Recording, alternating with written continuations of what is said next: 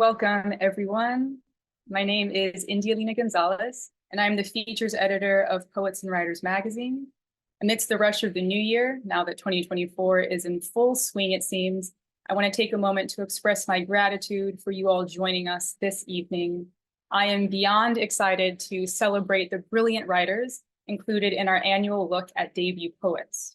Now in its 19th year running, this inspiring feature is included in the first issue of every year, our Jan-Feb magazine. This is the recent cover that we have. Totally unbiased opinion, very beautiful. And what's on the inside is even better. And for this roundup of debut poets, we highlight 10 authors whose first full-length poetry collections were published in the prior 12 months. And we ask the poets a number of questions, ranging from how their collection started, to what inspires and influences their written works, to the practicalities of being a writer, such as how they find time to write and much more. This time around, the 10 2023 debut poets represent a collective body of work that teaches us how to explore ourselves, our familial, historical, social, and spiritual lineages, and by extension, our microcosms, and further, how to cast the world anew to create a more expansive future. Their unique and daring works offer us intergenerational and voracious speech, the fragility and will of the human body, the delicate poetics of death, a sobering and enlivening poetics of endurance, a revolutionary poetics, a poetics of emancipation, of healing and rebirth, and yes, even a poetics for and of the future. This feature is up on our website, so we're going to share the link via the chat box below, where you can read and enjoy everyone's thoughtful words in case you haven't already. Now, tonight's event will include readings from the poets, as well as a conversation about their paths to publication. This evening, we have the absolute pleasure of hearing from and sharing space with Shaina Phenix, author of To Be Named Something Else, published by University of Arkansas Press, Leah Nieboer, author of Soft Apocalypse, published by University of Georgia Press, Joshua Burton, author of Grace Engine, published by University of Wisconsin Press, Elisa Gonzalez, author of Grand Tour, published by Farrar, Straus and Giroux, Kweku Abimbola, author of Saltwater Demands a Psalm, published by Grey Wolf Press, Leslie Sainz, author of Have You Been Long Enough at Table, published by Tin House, Karolina Hotchandani, author of The Book Eaters, published by Perugia Press, Amanda Gunn, author of Things I Didn't Do with This Body, published by Copper Canyon Press, Simon Shay, author of Master, published by Saraban Books, and Ina Cariño, author of Feast, published by Alice James Books. Thank you all so much for being with us tonight, and congratulations on the publication of all of your collections. I know we're all joining each other on screen. And for our audience, we have a surprise. We also have a bookshop page, including the collections of all of our debut poets. So should you feel moved to purchase their works and support independent booksellers in the process, we will share that link via the chat as well. Some very quick housekeeping notes. We kindly ask that our audience remains muted throughout the event so that we can fully enjoy the poets without any disruption or background noise. Additionally, please feel free to utilize the chat feature and share any questions you may have for the poets so that we can incorporate as many of them as possible at the end when we get into the conversation portion of the event. And lastly, if you can, please consider purchasing our January-February issue or subscribing to our magazine, or just supporting our organization in any way that you can so that we can continue to serve the literary community and you all here today. That being said, enough of my voice. We're going to delve right in with our first reader. Originally from the Philippines, Ina Cariño is a 2022 Whiting Award winner, as well as a Kundiman Fellow and the winner of the 2021 Alice James Award for Feast, which was published in March 2023. In 2019, Ina founded a poetry reading series called Indígena Collective, a platform that aims to center marginalized creatives in the North Carolina community and beyond. They are also working on a second manuscript that is slated to come out with Alice James Books in 2026. Welcome, Ina. Thank you, India. Really excited to be here.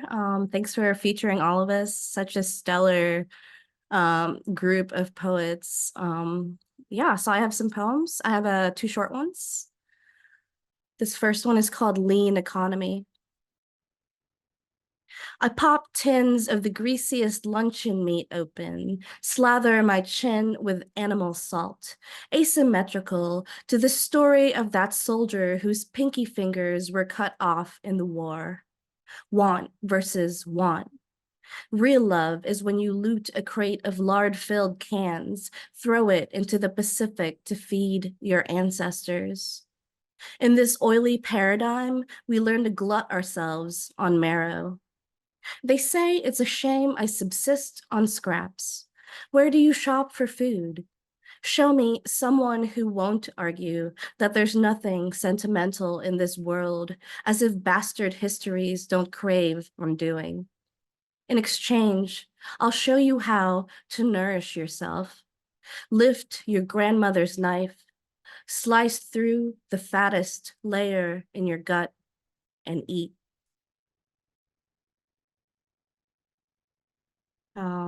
This next poem is called Rice. It's for my Lola, this is a word for grandmother in Tagalog, my language. Rice. Unhatched songs, quiet, perfumed, white, dirt-born pips cooking on the stovetop. I listen in half light, breathe still, tilt my ear as memories of Lola float up with a milk scent. Over her shallow basket, she'd clean the rice, pick tan shell from ivory kernel, say, in America, with a husk like that, you could scuff at the lightest skin, the palest fear. Daily she fed me sweet muck of thick soy, gingered meat, hot mounds of rice. I still wonder how a grain too small for a wish holds the task of feeding in its shell. I left Lola on her cement step, her chipped plates, those women stooped and bronzing in patties. And I try not to confuse the smell of soggy hulls with the damp musk of an American dream.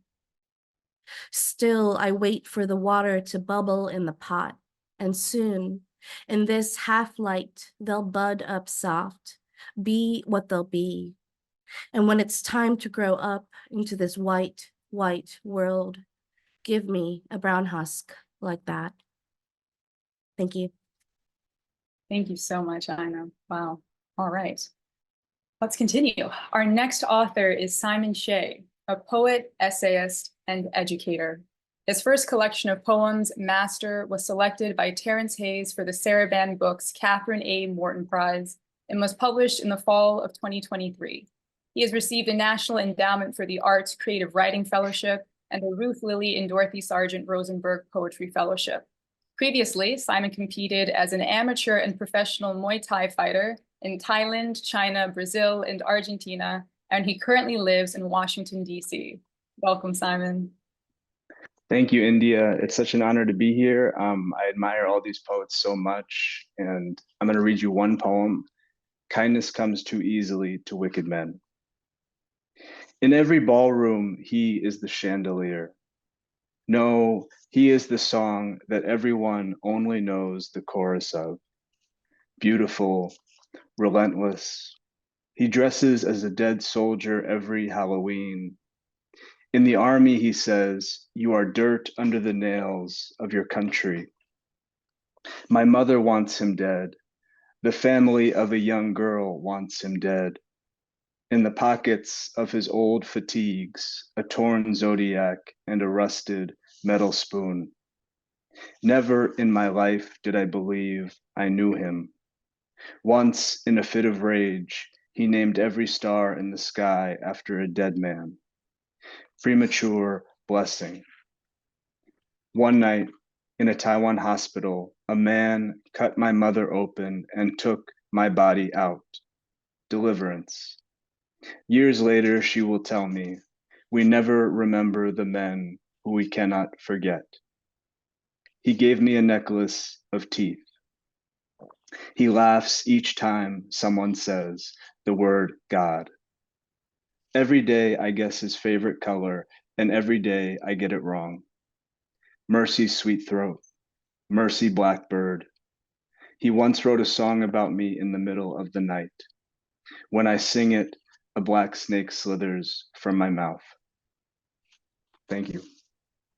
Thank you, Simon. All right. Our third author is Amanda Gunn. Amanda grew up just at the edge of the woods in Southern Connecticut with two older brothers. A former Stegner Fellow at Stanford, she is a PhD candidate in English at Harvard, where she studies poetry, ephemerality, and Black pleasure. Her debut collection, Things I Didn't Do with This Body, was published by Copper Canyon Press in May 2023. Take it away, Amanda. Thank you so much. And thank you for having me to read among these wonderful poets. I'm going to read one poem from my collection called Prayer.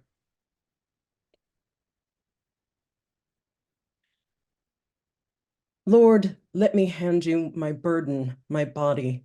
It's yours. What will you do with it? My bones are gone to gravel under weight.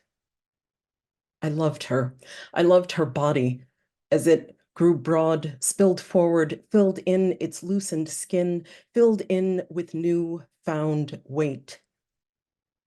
We stayed at the bar too late. We ate with relish, chorizo, syruped with figs. I put my cheek against the fat of her belly. It felt cool. I felt light, as if I had risen, taken a form, yet to be baked. I'd stomached every pill I was asked to take. Some filled my gut with a hunger I couldn't sate. So sick from other pills, I halved or quartered meals, misplaced 109 pounds of weight. Women who barely knew me said, "You're so thin, so pretty, so lucky, you've lost a person." It's so, so, so, so great. She fed my body. She loved me as I grew plump again, shed my wrinkled skin slowly like heartache. My breasts so heavy, I thought, they'll burst. My breasts so heavy in her hands. Can a body burst? I think a body can. I've known its juice. Pills tricked my brain into a motherhood without fruit. I made milk and I burst. I thought, what new thing are you, body? What are these droplets in my palm? I thought, taste it. I thought, maybe you will remember your mother. You must have felt weightless in her arms. She waits for you to call. You hand her your laden days. She bears you. She gained baby weight to bear you. She lost weight. Her muscles grew slack and weak. A woman who knew her well said, "Girl, you're wasting away." My mother said, "They took you from me in the hospital. You didn't know me. You wouldn't feed. It was our very first grief." Don't taste, no, wait, for the real thing, the authentic thing, I thought. There will be other milks to taste. There will be the sweet, fat weight of a child my body then refused to make. It was busy, carrying weight. Too late, too late, too late. I ask, is this it? Is this weightlessness? I am weak in my bones from this weight. There is bone in the milk of my knees. Oh, sweet Christ, take half my gut or half my legs or half of what's left of my life. You're holding the knife. Thank you.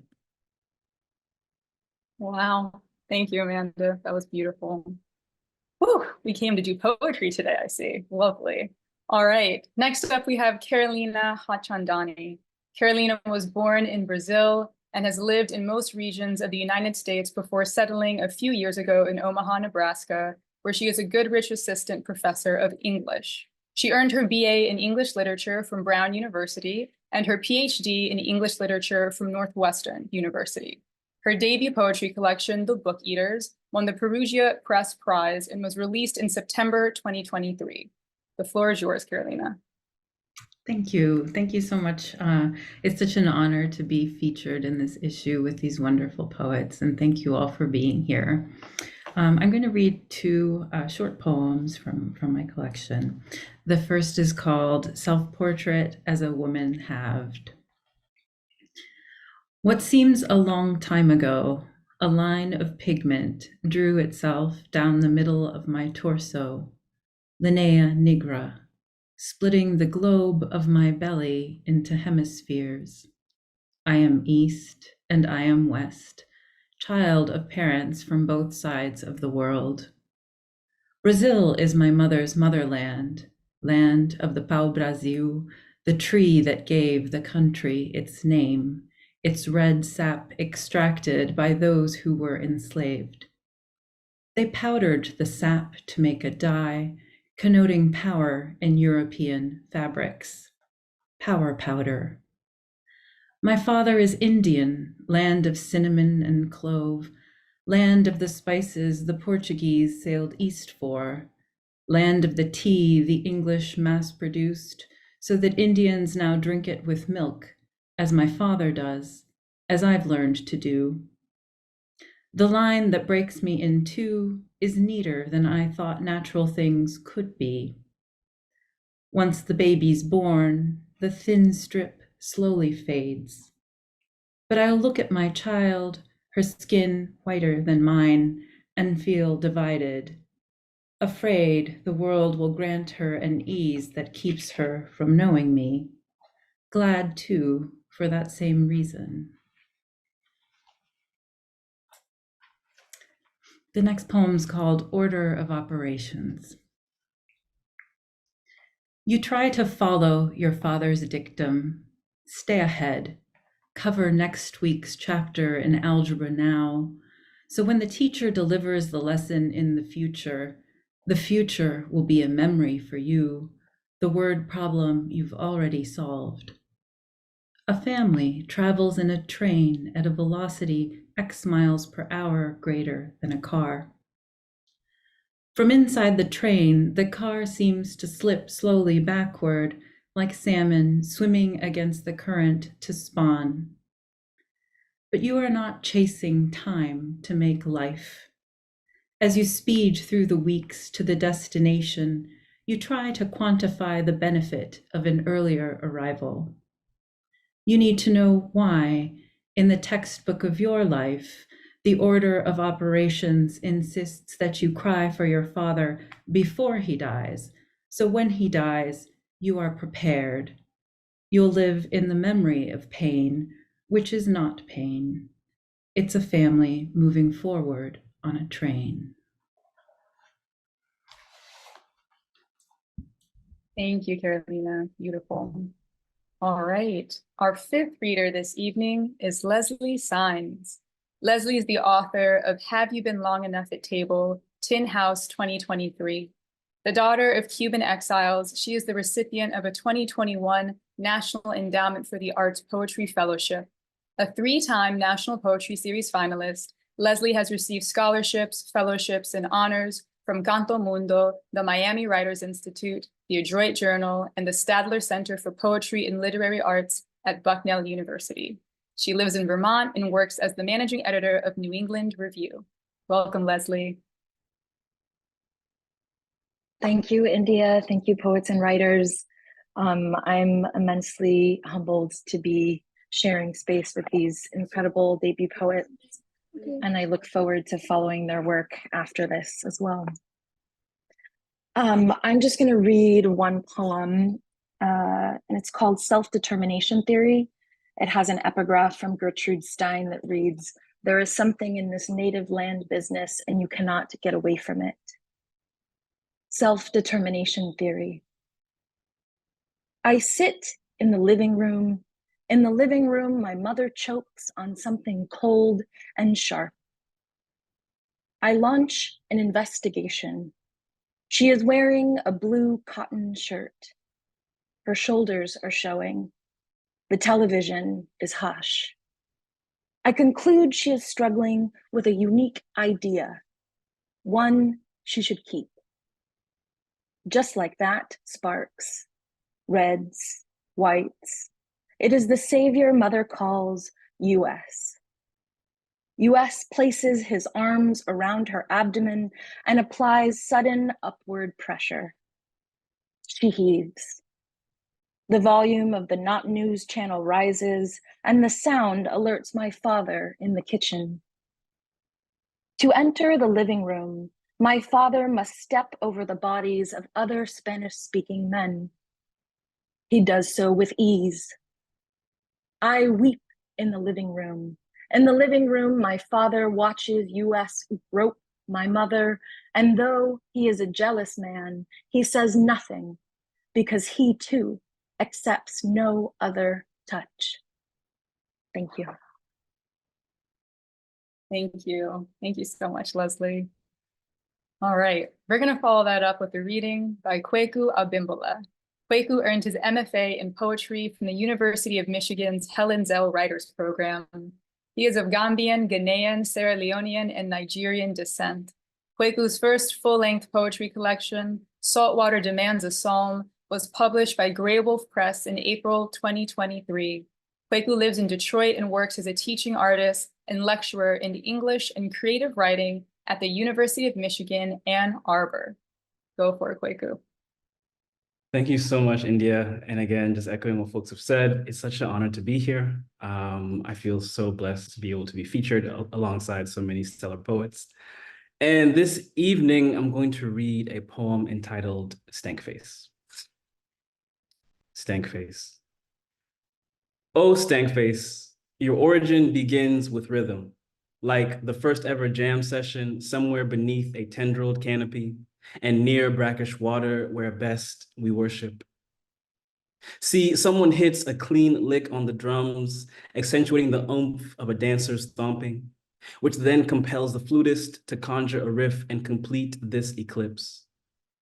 And the nigga on the drums, knowing she's made something cosmic, raises her cheeks, flares her nostrils, protrudes her lips. The triangle of her features screams to her fellow players, yo, you seen the shit I just put down? Then the xylophonist, seeing her stank face, flashes his own. You thought that was up. You thought that was hot. Peep this. Then bro went off. In the same night, the world witnessed its first two stank faces. Oh, stank face. Because you're so communicable, I wonder if you're less expression and more spirit. Benevolent haint, you're so easily possessed. Your host relinquished the regular speech in exchange for something prolonged, vowel heavy. Oh, stank face, thank you for allowing driveway dunkers to feel like Giannis when he drives with his left, Euro steps in the paint, spins and melts his ball-full fist with the basket. Oh, stank face, thank you for possessing twerkers when they throw it back and bewitch the twerk catcher to also yield to the stank. Oh, stank face, thank you for allowing me to use the full girth of my black nose and gulp the funk of all that I love. For any ode to the stank face is first an ode to black noses. Oh, stank face, thank you especially for allowing me to savor the stench of my littlest victories. I wake up, I unsilk my hair, my twist out is looking right, I dress, my Ankara is popping. My niggas and my loves bless my timeline with memes and Twitter antics. I hold myself. A spot of sun dolls my nose as Spotify Rewind cues up Control by Malik Berry, bathing me in summer 16 serenity. Oh. I shoki, I shaku, I stank face. Thank you. Lovely. I just want to say collectively for all of you, listening to your individual music as you read the poems out loud has been so beautiful, but then the symphony of them together, like back to back, that's a whole other experience. So thank you all. I think I speak on behalf of all the audience when I say thank you, seriously. Let's keep it moving.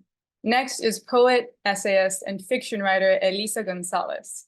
A graduate of Yale University and the New York University MFA program, she has received fellowships from the Norman Mailer Center, Breadloaf Writers Conference, Rolex Foundation, and the US Fulbright Program.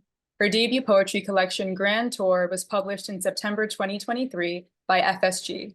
Her debut novel, The Awakenings, and her first nonfiction book, Strangers on Earth, are also forthcoming from FSG. Welcome, Elisa. Thank you so much, India. I'm really honored to be here, and I loved what you said about the symphony of the voices. I had just been thinking about how amazing it is to hear such distinct voices.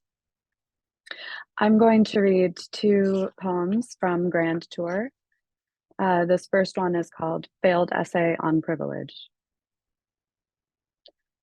I came from something popularly known as nothing, and in the coming, I got a lot. My parents didn't speak money, didn't speak college. Still, I went to Yale. For a while, I tried to condemn. I wrote, "Let me introduce you to evil." Still, I was a guest there. I made myself at home. And I know a fine shoe when I see one, and I know to be sincerely sorry for those people's problems. I know to want nothing more than it would be so nice to have. And I confess I'll never hate what I've been given as much as I wish I could. Still, I thought I, of all people, understood Aristotle. What is and isn't the good life? Because I wrote, privilege is an aggressive form of amnesia. I left a house with no heat. I left the habit of hunger. I left a room I shared with 7 brothers and sisters. I also left. Even the good is regrettable, or at least sometimes should be regretted. Yet to hate myself is not to absolve her. I paid so much for wisdom, and look at all of this. Look at all I have. And I'll read a poem called Roman Triptych. 1. Red stones piled in square towers, red roads cruise aqueducts, blue chain by the door strikes a bell. From our gold-draped room, the windows with their astragals and sashes glass out the bottle green hills. I hold her naked on the carpet, my body spilling out of my lavender dress. Body, if you could be forever, spilling out of your lavender dress. 2. Twin redheads fondle twin Barbies, sliding sateen dresses on and off the dolls' voluptuous physiques. I tread on a grate and in a cloud of vertiginous steam, see in a store window my hands disappearing under a mannequin's skirts. The noise of a drill down the avenue like whipped cream shooting from a can. 3. My hair tangles her fingers till I unknot it, and I unknot it as I've done many things to detach myself from pleasure. She says the words I use remind her that she is reading a poem, referring to the above vertiginous. Reader, I want you to know you are reading a poem. What is the point of talking otherwise? Thank you so much. Lovely. Thank you so much, Elisa. All right. Now we have Joshua Burton, a poet and educator from Houston, Texas. Joshua received his MFA in poetry from Syracuse University and is a 2019 Tin House Winter Workshop Scholar, 2019 Juniper Summer Writing Institute Scholarship winner, and a 2023 Elizabeth George Foundation grant recipient. His chapbook, Fracture Anthology, is currently out with Ethel, and his debut poetry collection, Grace Engine, is out with University of Wisconsin Press. Welcome, Joshua. Thank you. And it's an honor to read with all these fantastic poets. I want to read one poem from the book, and it's about a friend who passed away a few years ago. The Worst Houston, for Linda. When the body is unbodied, all that is left are myths. A seasonal city failing to know itself. A celestial break in the air. As a child, when I'd break my toy, I'd hide it. When I finally lose my mind, my feet will be the first to go.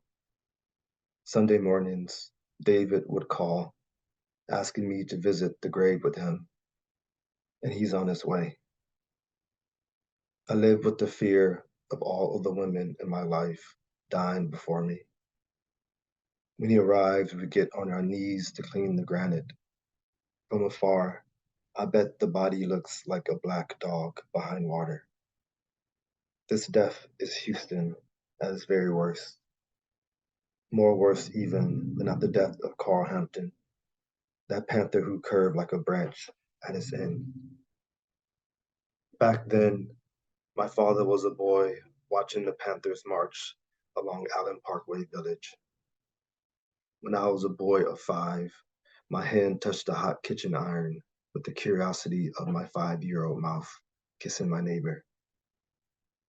At the wake, in a Catholic ritual I did not understand, David wrapped a white cloth around my head for you. Later Sundays at the grave, I think we deserve beauty here too. We clean your stone, a stained glass plate, your small oval photo looking up. Like you sometimes, I want to open up the sky, climb inside like a sunroof to a blue sports car. I too only love God when I'm greedy. When I'm home from the grave, walking into my mother's room is like walking into a coma. She wants me to wash my feet and doesn't want me touching her. On those Sundays, I usually arrive at the grave a little early, minutes before David, thinking maybe it's too much to talk to you, but I talk to you, saying things like, help me find another word for sympathy, or sorry, and wanting you to say, come to my home, touch my hands, I'll keep whatever you leave. Thank you. Wow. Thank you so much, Joshua. You know, it's hard for me because I don't want to say anything after you guys are done reading. I just want to like sit in silence and let everything reverberate, but this is my job, right? So thank you for that. Our penultimate reader this evening is Leah Nieboer. Leah grew up in rural Iowa. She is a PhD candidate in English and Literary Arts at the University of Denver, a graduate of the Warren Wilson MFA program for writers, the winner of the 2022 Mountain West Writers Contest in Poetry, and the recipient of grants and fellowships from the Center for Deep Listening, the University of Denver, and the Virginia Center for Creative Arts. Her first collection of poetry, Soft Apocalypse, won the 2021 Georgia Poetry Prize. She lives in Denver and is at work on a speculative novel. Welcome, Leah. Thank you, India. Thank you for curating us. It's such a pleasure to hear all these poets read from their work, and truly such an honor to be included with all of you. I'm going to read 2 short poems from Soft Apocalypse. On a sleepless night, kilometers and kilometers below what had been a great city, we go on our knees to the Church of the Neon Cross, watch supplicants race the strip, no muffler, smoke tearing through our nostrils, pink Jesus blinking mutely overhead in a final effort to turn our eyes up from the buckled pavement. At what price? You're still the person I wanted to tell about the changes I've been making. We trade between our emptied hands. We look again at the disaster. We mark each other, semantic insecurity. At what point does a person become sad and solitary is a question Lispector never answered after a long drag on her cigarette. In the soft underside of the ashen city, I dream we've written the end of the movie. I wake up and find we've written only, how do I get out of this production machine?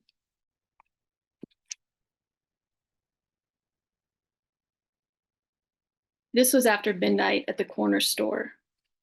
And summer was a slow idea barely coming around. Sleepless, someone had called an ambulance, causing a sorrow to appear on the pavement, a stubborn flower ragged, a silk breath asking any animal, preferably a tiger, to appear, to slip down the cold aisles, to eat all of this crinkled up. Everything is contemporary of the present. Blue light sweeping our hair back off our foreheads. I wish it were a decade ago. An old boyfriend could be running across a street, careless in his pinstripe ballet vest, stealing through the shined cars, the traffic. My heart nearly stopped in the air. Horses, not what I wanted. Phantasmic colors stepping across the tops of the buildings easily. Watercolor horses changing the lights, a mirror, a conveyor belt, a little wet pushing a cold soda. Me shuffling along, someone else scanning up and down for what all this time alone, sleepless, might be worth anyway. Someone is slamming tender on the counter, is calling an ambulance. We don't think we are prepared for death, and by strangers like this, arms full of paper bags, I fell back into unbalanced, a little embarrassed. It's okay, really, it's okay. Thank you. Thank you, Leah. That's beautiful. And this brings us to our final reader for this evening, and that is Shaina Phenix. Shaina is a Black queer poet, essayist, and educator from Harlem, New York. She is the author of To Be Named Something Else from University of Arkansas Press. She received a BA in Poetry and Africana Studies at Hampshire College and holds an MFA in Poetry from Virginia Tech. She is an assistant professor of English at Elon University. Shaina is, and her work is, in communion with documents that recall many Black and femme experiences, the passing down of stories, the ocean, the body, mothering, acts of loving, and homes. Welcome, Shaina. Thank you, India, for having me, and thank you, everybody, for being brilliant and amazing and making me change my mind about the poems at every turn. I'm going to read two short poems. The first one is the title poem, and it is called To Be Named Something Else.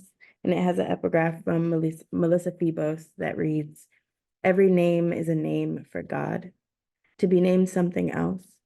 When I walk up to the altar to drop my palm wet and crumpled offering into the basket, when my dress is just slightly above my knees and it is summer and I am not wearing stockings and I do not carry a prayer cloth, the church mothers call me over and not by the name my mother ordained me at birth.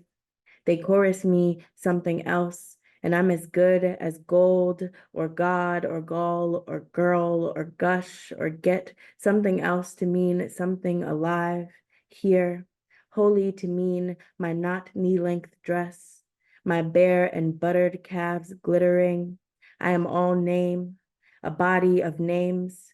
I call myself satisfied, supine, spent, something else.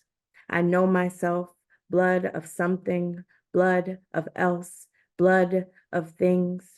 I overhear 2-year-old Bailey singing to herself in the bathroom mirror and thinking the auditorium full of imaginary everybodies. And she pauses as if to accept their love, to appease their collective beg for an encore, for her to be again a mouth of honey and pop rocks. Around the corner, I find myself thinking that girl is something else. Find myself thinking that girl is a little mouth of God. That girl is, and to be named something else is to be named anyway. And I figured since I'm last, I'm gonna give us something, to dance out of here with. This is called Bad Bitch National Anthem. And it has an epigraph from Young and May that reads, "If you say a bitch, say she that bitch. And if you say a bitch, say a bad bitch. Lift every voice and sing 1 time for the birthday bitch, till earth and heaven ring 2 times for the birthday bitch. Ring with the harmonies of liberty, fuck it up if it's your birthday bitch. Let our rejoicing rise high as my best friend after her 5th blunt of the day. High as the shot glasses raised for the first time in years, you and all of your girls get together in one place. High as the dollar amount for the 36-inch lace front that we can't tell is a lace front for its install in the living room of a self-made beautician, nursing student, mother of 1. Let it resound loud as the prayer circle of bitches speaking in tongues around a twerk, a sturdy Millie Rock, loud as us drunk and belting sad girl songs like we wrote them when niggas ain't shit, when we hurtin', gone as Monica. Sing a song full of the telfars, the tats, the tiger-striped asses, the tellies we fucked in. Sing a song full of the tips on our fingers, the tabs we ain't pick up, the talcum on thighs, the tabernacles we praised in, the tangles in our hair before wash day, the tabletops we danced on. Facing the rising sun of our new apartments, hairdos, bodies, lovers, days we still living. Let us march on till we glittered in bad bitchery and every dancery. Thank you. Wow, wow, wow. All right. Let's just take a moment of silence. Let's take a beat just collectively as a group of people to soak in everything that each poet has given us, because I'm not going to add words to it. So let's just, as the poets start coming on the screen, I'm just going to sit in silence for a little bit.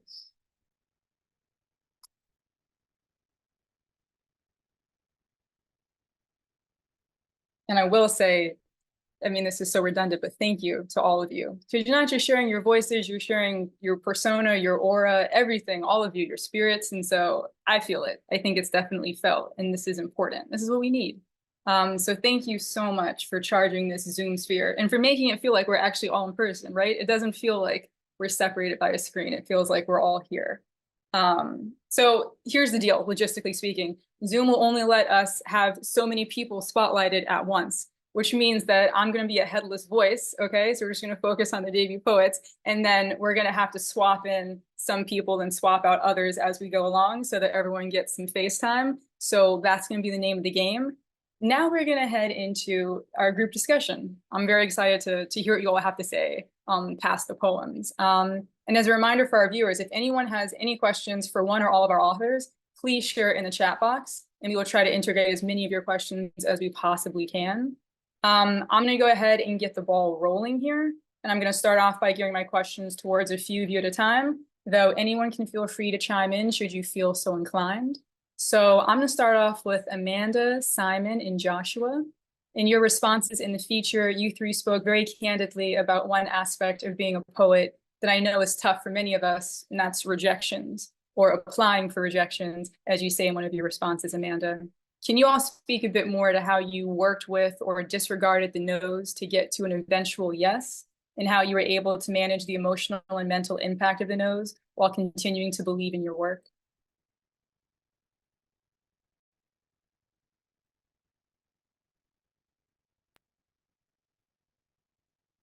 I mean, maybe I'll just start by saying the obvious. It's not easy, and none of the rejections were easy. It didn't really get easier, but yeah, it's just I just kind of kept applying for rejections, as Amanda puts it. And I like to think I got a thicker skin, but I don't know. Every rejection really does sting. So maybe that's my contribution.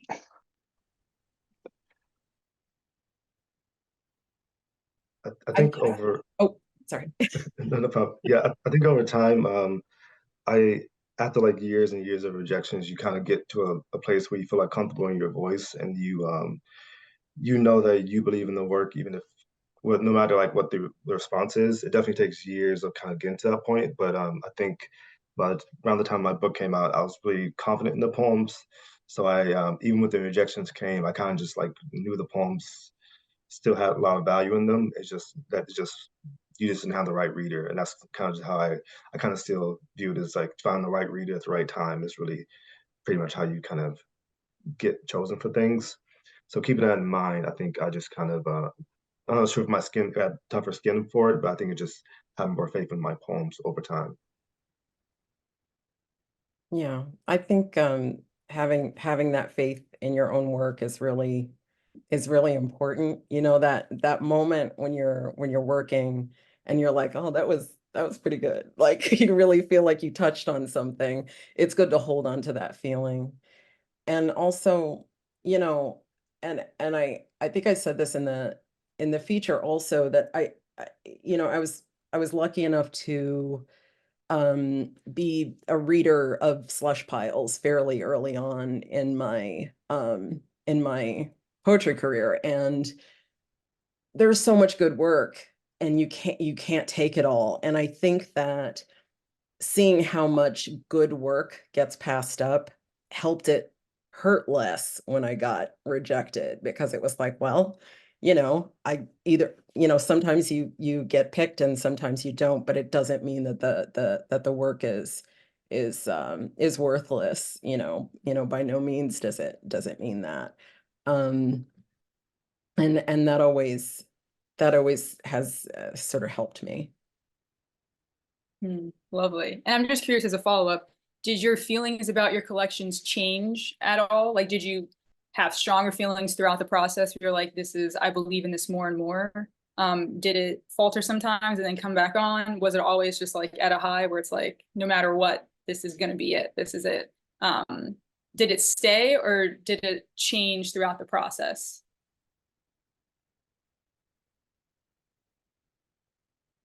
I started out thinking that I had the best collection ever in like 2018 or something. And then I got like a bunch of rejections and I was like, okay, this could probably be better. And then after I kind of switched my mindset and started to think about this as a work in progress, it really helped. And the collection transformed. And I thought about it from the point of view as kind of what Amanda was referencing as, who are these readers who are screening the manuscripts? Are they really reading to the end of every collection that they're screening? Maybe not. So maybe I have to put my favorite poem first. And so I started thinking a little bit more strategically and started thinking about it as a work in progress, and I made a lot of changes from version 1 to version 15.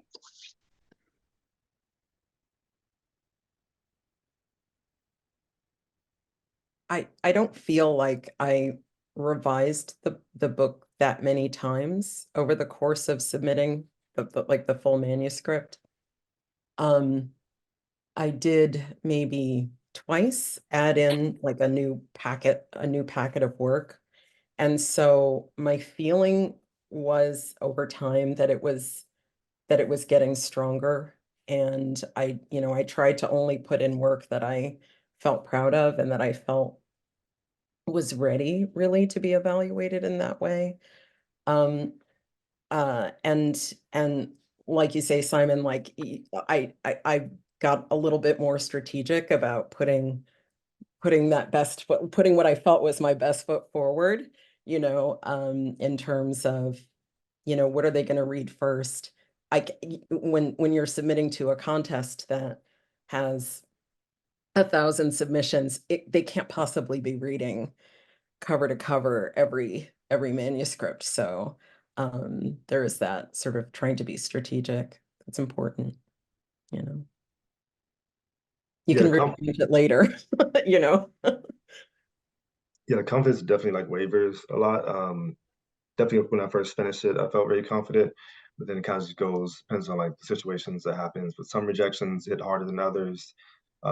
Even after the book is released, there's still waivers. Sometimes you feel really good when you're maybe reading in front of like an audience, but then like you go for like months without doing a reading, you start to think that like maybe the book is not real, or like people forgot about it, or it just doesn't exist anymore. So it kind of just goes in kind of waves like that. So I think it's kind of like a process. It just kind of continues. Yeah, those are lovely responses. Thank you for that. I'm switch gears a little bit, and Ina, Leslie, and Leah, you all mentioned the concepts of gentleness, softness, patience, and rest in your responses as aspects of your writing processes. And to use your words, you said to be gentle when critiquing yourself, to not force anything when language eludes you, to bloom on your own time, or in other words, that one cannot be late to their own life. Those are definitely words to live by. This mindset and way of moving as a writer brilliantly works against what many may feel pressured into, which is, as we know, striving for a capitalist, transactional, and disabling idea of success. So I was wondering if you all could talk a bit more about the roles tenderness, patience, and rest play in your individual writing practices.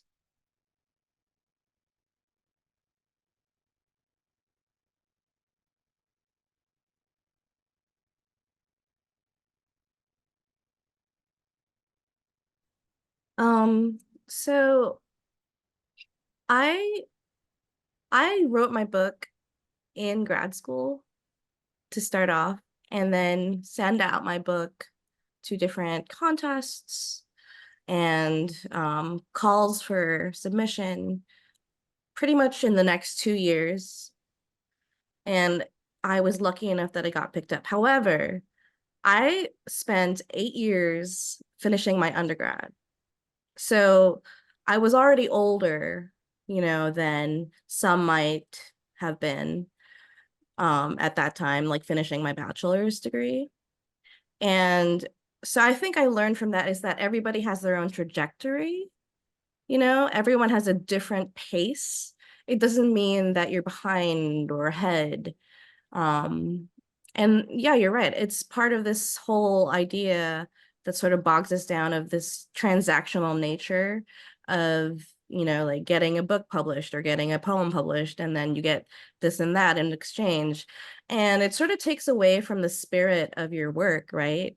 Is that really why you're writing? And so I like to come back to the idea of like, why am I writing this particular piece? Why is this manuscript centering on these themes? Why am I drawn to these motifs, right? Instead of, oh, I really want to get this published, which I do. But at the end of the day, I like to come back to sort of those ideas of like, why am I doing this?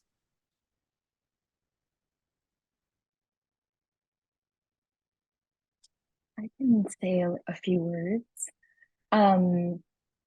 Gentleness and rest is kind of the only steps in my creative process that I'm currently engaging with. So I feel very rooted in them. And I mean, I think what Ina's saying rings really true for me too, but I've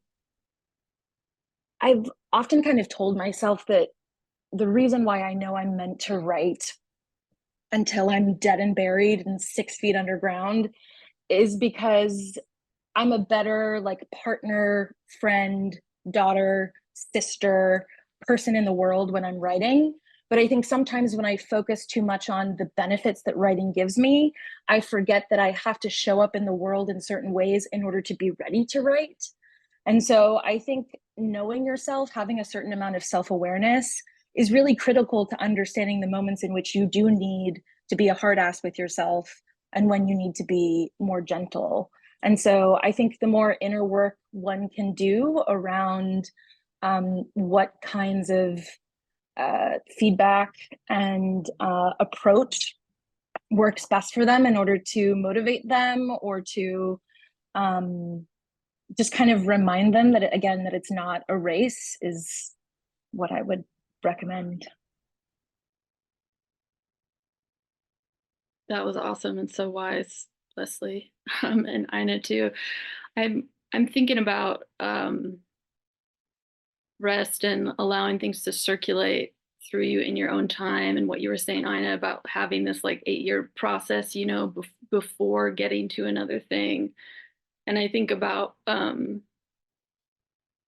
metabolics as part of the situation of being here and being where we are. There's a lot that happens in the situation of being with the world and in language, which are just like this, that fails to rise to the level of event, including, say, a published book or a published poem, but that is nonetheless critical to your process, like your revision process as a person, as well as whatever you're revising.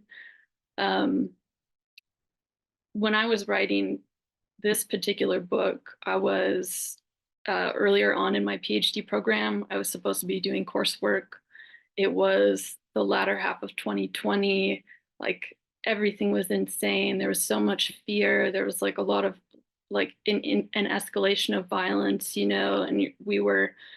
I'm talking to my friends. We're supposed to be doing these productive things, and we're all dreaming of how to be differently in time and in our bodies, and to how do we move with exquisite care instead of just meet these things that we're supposed to be doing.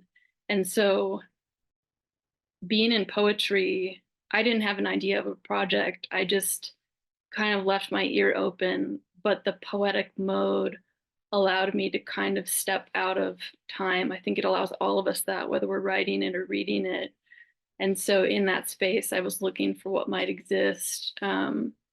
as Liz Spector says, like between two notes of music or two facts or two grains of sand. So in this space that feels really impacted or like there's only one way of moving, how is it, like, what are the ways in our embodiments, in our communities, in the way we're working in language that stretch that out and give us this lateral space to move around and see what other modes of relationship and being are possible. Thank you to all three of you. I love this idea of kind of like expanding time or doing away with it and giving yourself more space to metabolize, digest life, think through things, and move at a pace that feels natural to each person. I know that definitely for our 5/50 feature, we had similar conversations about doing things at your own pace when life hits you, given whatever factors you have going on. And it's always the right time for you. When it happens for you, that's the right time. So I kind of love that idea a lot. Speaking of time, I want to just switch a little bit and go to Kweku, Shaina, Elisa, and Karolina. I'd love for y'all to talk about how you find the time to write amidst teaching, work, and family life, etc., especially since you all had quite distinct answers to the question in the feature. From how and from where do you steal time to write? Because sometimes it feels like that, right? And what keeps you going, even when the scarcity of time feels like it's working against you as a poet and an artist?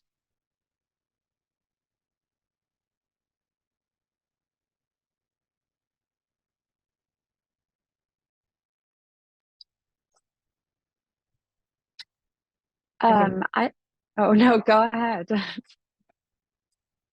No, you go. I was just gonna say that with teaching full time, writing time has started to look very different. I think before I could like map out time and, you know, say before I started teaching, I was at UW-Madison for a fellowship. And so all I had was time to write. And then I moved into this like full-time teaching job and realized I wouldn't have time to write. And all of the classes that I'm teaching, all my creative writing classes, we have generative focuses in every class time. And that's usually time where I will give prompts or things for students to really jump into. And I take that time to write myself. And I try to be really intentional about it. And so either I'll come with a poem I've been working on, and I know for that slated 20 minutes while students are writing, I'm also going to write. Or I'll have friends who other teacher friends who I'll sit on Zoom with, and we'll like just say, for this 1 hour before we get into teacher work, we have an hour to do some sort of writing thing. So finding ways to connect with your community members and making the time, and then also using the little pockets of time that I have in the workday. I write during lunch. I'll write like, you know, when students are in groups and they don't need me, I'm gonna throw a couplet here. I'm gonna throw a paragraph here. I'm gonna make it happen whenever I can make it happen now. And I mean, I'm more excited by the work that I'm doing in these stolen moments than I think in the moments where I've had lots of time. Your description of how you use the stolen moments is so beautiful and inspiring. I really love that. I was just going to say that I feel that there is a difference between writing and protecting the time in which to write, and that I do feel that I at least have to acknowledge that there are times when the writing is still not going to come or still not going to happen, but that I do feel my responsibility is to try as much as possible to ensure the time exists regardless. And I think that perhaps, I mean, probably many people have experienced this, many of us on screen and also many people watching, but I think that I, for many years, made decisions that didn't necessarily make the most sense in other ways in order to have more time. And a lot of times that was financial. I mean, obviously there are, like, you need to do things to feed yourself and to keep yourself safe as much as, you know, possible. But I definitely, when thinking about taking any work that I have been doing in the last like 15 years, have also been thinking about how much it would require, how much it would steal from my writing. So I think that that's a kind of acknowledgement of it or a commitment to it as a priority that doesn't really, for me, have to do with how well it works out, you know, in a kind of career sense. Like, obviously, you know, you want to finish the book, you want it to be good. But it's about the place that it holds, that writing, the activity holds in your life, not the results of it, I think.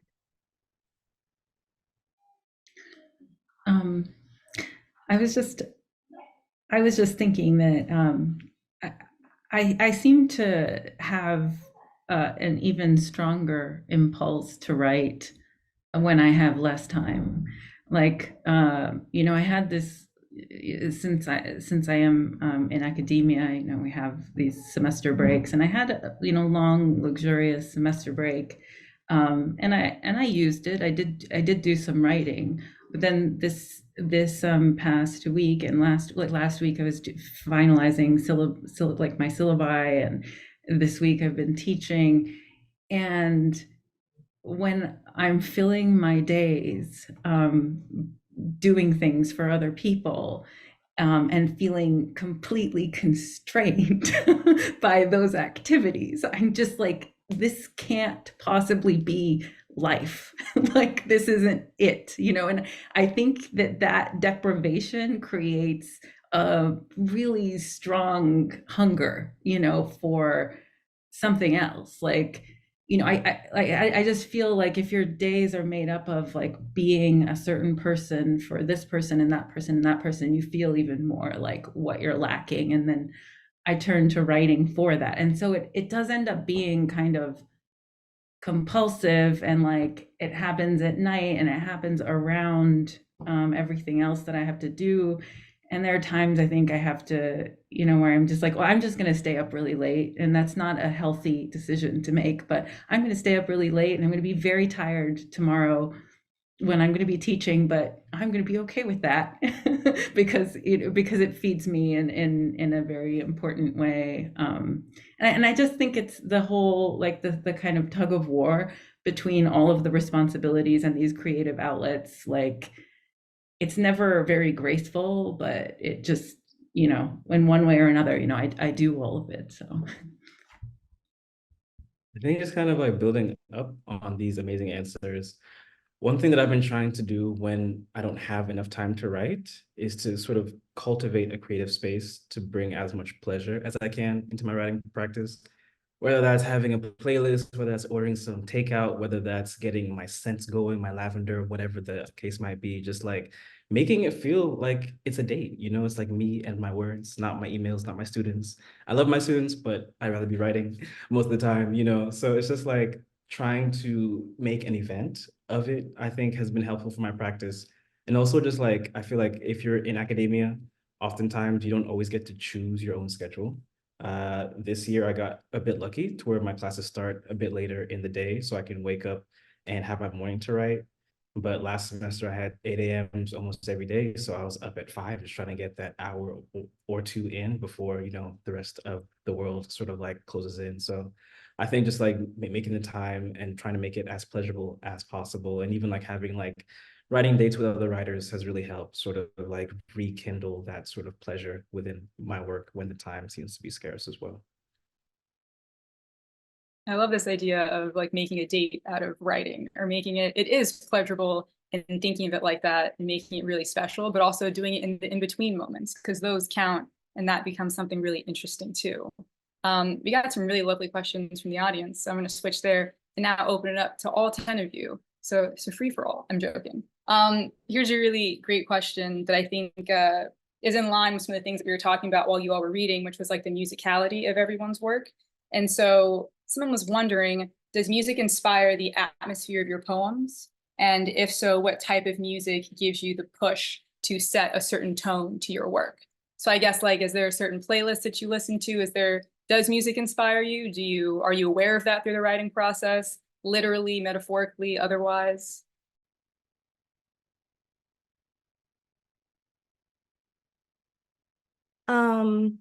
Yeah, that's a great question.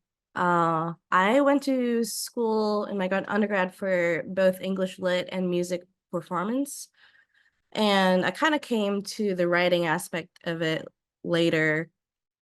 And I feel very influenced by just like years of studying music. I play the piano, I play the violin, I play the guitar. And so everything that I put on the page, I always think about like rhythm, and that means how the line is paced, right? How I want the reader to read the line, how fast, how slow. Does the enjambment affect, like how they're taking it in terms of like the pacing, right?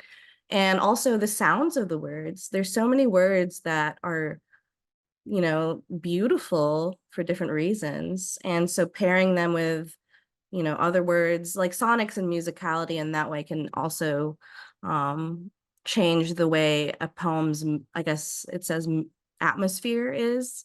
And so in terms of playlists or anything like that, I listen to a lot of music. It's like constantly playing in the background or in the car, wherever I'm going, I have it playing. And so it just depends on my mood, I guess, but it does really affect how my writing comes out, if that makes sense. Yeah. I think sort of echoing that, I grew up in the Black church. I followed the son of a preacher to poet pipeline that so many great poets and writers before me did. And I think that being in that space really makes you attuned to how music is a communal experience, and to how music can inspire the improvisation of the spirit moving. And I think that kind of echoing what Ina said, I try to write to R&B and gospel as much as possible, because sort of that slower pace, the chord progressions, and the longing oftentimes in that genre yields me towards like having some more space and like sound between like my work as well. And also I feel like listening to those genres also make me very attuned to like the role of silence in like work, and that sort of like the tension between the like crescendo and the mic drop, the tension between the chorus and the solo. And that's something that I can never really like fully replicate on the page, but it's something that I'm still yearning to like embody each time that I write.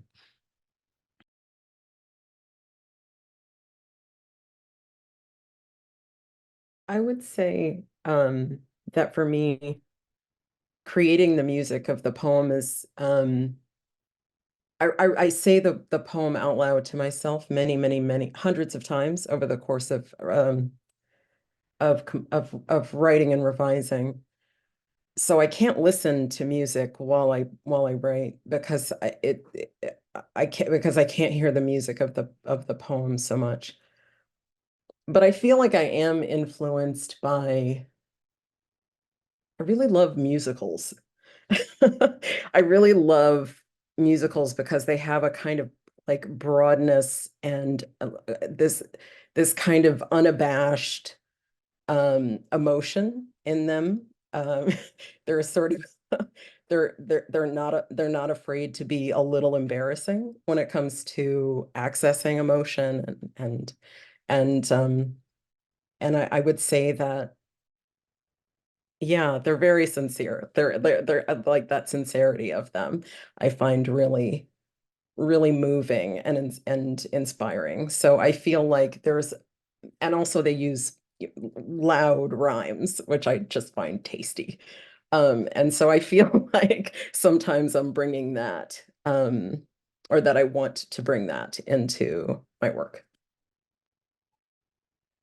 I really connect with what Amanda said, in that I feel like I'm drawn to music. I listen to it, but it feels like a very separate activity from the activity of writing, and I need to sort of like have a more of an internal focus on like what I'm trying to communicate, and also what I think it should sound like. And so I just find myself like sort of murmuring my poems to myself, and like my daughter points it out that I do that.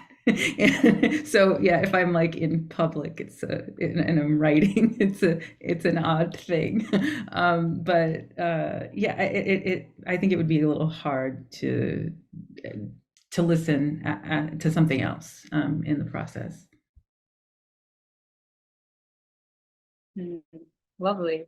Kind of related to this question, and I'm actually really interested to hear this answer as well. Do you think about a certain type of tone or vibe when you're putting together your respective collections?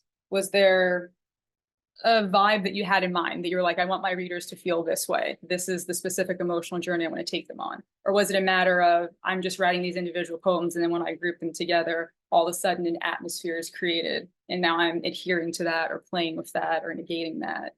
Does that come to the forefront of your mind as you're in the process of creating? So when I was writing, I don't think I was thinking about vibe, especially overall project. But I think when I was doing ordering, I was living with a lover at the time who had this really long blank wall in her house. And I printed out the manuscript and I just like pasted the whole manuscript across her wall. And when I was doing ordering, when I was moving poems around, I realized or recognized myself saying like, oh, in between these poems, I need a poem about love. Or like, oh, in between these two poems, I need something that feels heavy or like depthy. Or like in between these poems, I need some breath. What's a poem that has breath? And so I think I thought about tone or feeling in the ordering process versus kind of in the writing or thinking of that I was writing toward a collection. I think there were the things that were coming and I was letting them show up. But then when it was time to put the manuscript together to send out, then I found myself kind of considering what needed what next to it, or what needed to be really separated from each other, or what poems I was missing. One of my favorite parts of putting it together was like I would put blank pages where I'm like, you need to write a poem about love right here, or like you need to write a poem about your mom. Something is missing about your mom right here, or like there's something about this thing, right? Or like this doesn't feel like queer right here, like queer it up right here. That part was fun. And then was where I started thinking about sounds and tones and the ways I want my readers to be moving through the poems.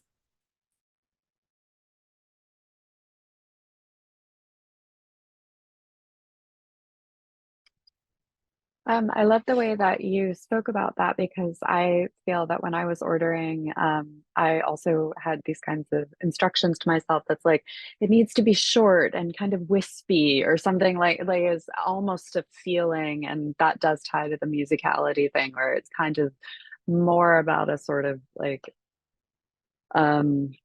mystical intuition that's happening than anything more analytical. I mean, there are parts of the ordering process that are very analytical, but I found that part of the mystical part to be very strange. And the absolute conviction sometimes that would go with that. And I think that for me, tonal variation was really important, because I had written a lot of poems and I knew I couldn't, like by the point I was putting the collection together, and they couldn't all go in, right? And also, even though I think everyone is always trying to like do new things, I mean, you do have familiar habits that like repeat across poems, which is completely fine when you're publishing in journals and, you know, figuring things out. But when you're looking at it all amassed, I felt that what I was really concerned about was not repeating the same style, same pitch, same gesture throughout, so that they're, even if the reader wasn't necessarily moving in a kind of you know, classic like rise and fall across the course of a book or something, that at least there was movement, like a lot of internal dynamics in the poems. But yeah, for me, that really is about the poems in relation to each other and the selection of them, not about the individual poems.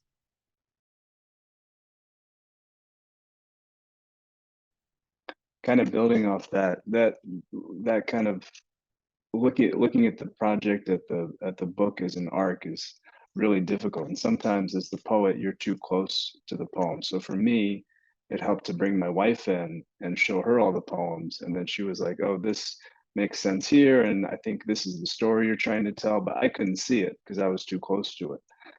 But she kind of helped me take a step back and see it more from a distance. And that was really helpful.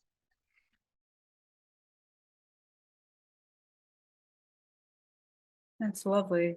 There's another question here that is really beautiful. And someone's wondering if you'll have advice for creative writers that are far outside of the academic circle, but still have poetry and writing to share. So writers that wear blue jeans, so to speak, right? More blue collar. What would you say to poets like that aren't within that certain circle of, way of being, certain network, things like that, but still love writing?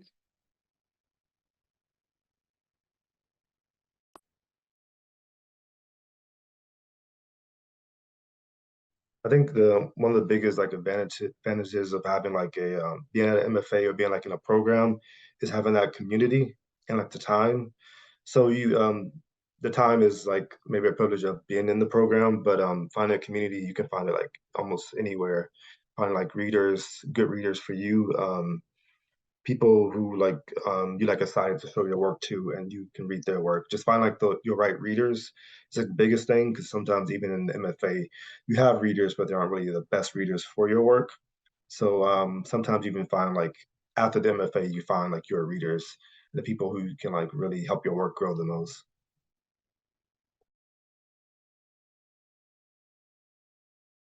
I agree. The readers that you have sort of, they're going to interpret it however they want, right? As soon as you let that piece of writing out, they're going to interpret it however you want. And building community around that is really important.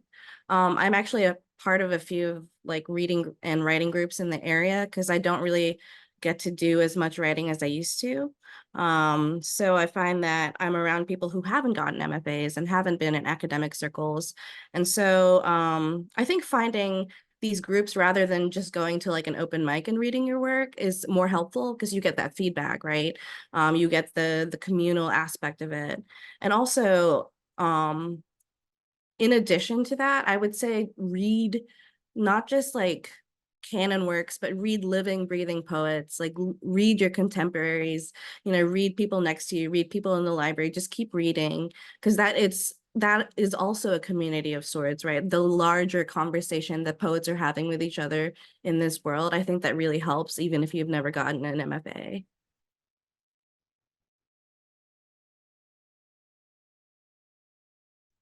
Yeah. We also have many wonderful resources for free on Poets and Writers, so pw.org, that anyone can access no matter what you're doing or what's going on in your life. We have databases where you can access small presses to get in contact with that world, or literary agents to know what contests are out there for the grants and awards database, literary magazines, all of that stuff. We also have Poets and Writers groups where you can sign up to be a part of different writing groups, and you can find community that way and see who your people are. And we can definitely share that link in the chat as well, so that you all have access to that. So it's all about, there's so many different ways to find community, right? It doesn't have to look one way for anyone. And so even your wife, like Simon said, like finding who your readers are, the people that you trust that do good work for you and help you continue to refine your voice. That's the name of the game. Thank you so much to the audience for these really wonderful questions. I'm going to ask just one really quick question here at the end for all 10 of you. And it's going to be like top of your mind, super quick, don't overthink it. What is one word or phrase that you can leave us with that would be your answer to the question, why do you write poetry? One word or phrase, why do you write poetry?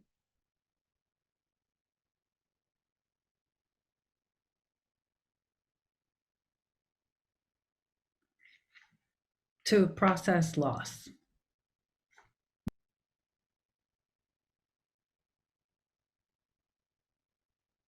To live deliciously. To answer a question.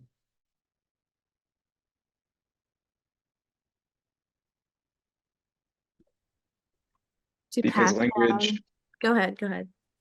because language is beautiful. I was gonna say to pass down matrilineal magic, I guess. To dance out loud. To learn forgiveness.